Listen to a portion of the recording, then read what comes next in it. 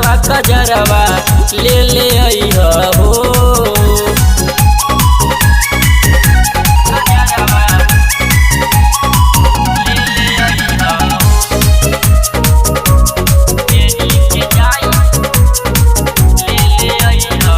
करिया ब्लाउज लइहा लागी केतनो दाम जी, देवेला राम चूट पुटिया बटाम जी।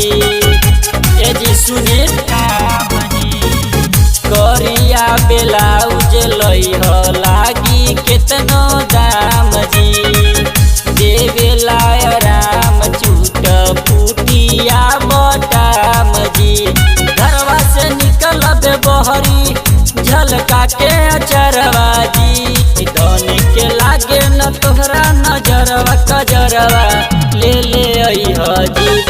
पेनी के जाई तो राजा नई हरवा कजरवा ले ले अइहा जी। धन के लागे न तोहरा नजरवा कजरवा ले ले अइहा जी। धन के लागे न तोहरा नजरवा कजरवा ले ले अइहा जी।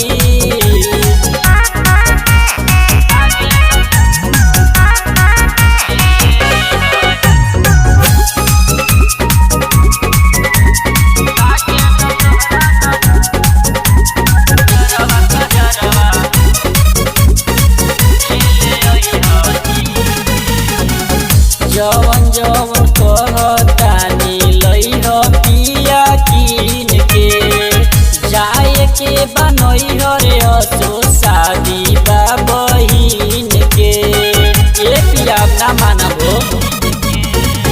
जवन जवन कहतानी लइहा पिया कीन के, जाए के बनइहा रे असो शादी बा बहिन के।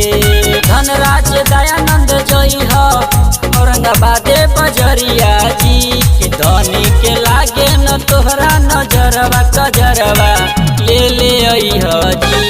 धनी के लागे न तोहरा नजरवा कजरवा ले ले अइहा जी। धनी के लागे न तोहरा नजरवा कजरवा ले ले अइहा जी। पेनी के जाई राजा नई हरवा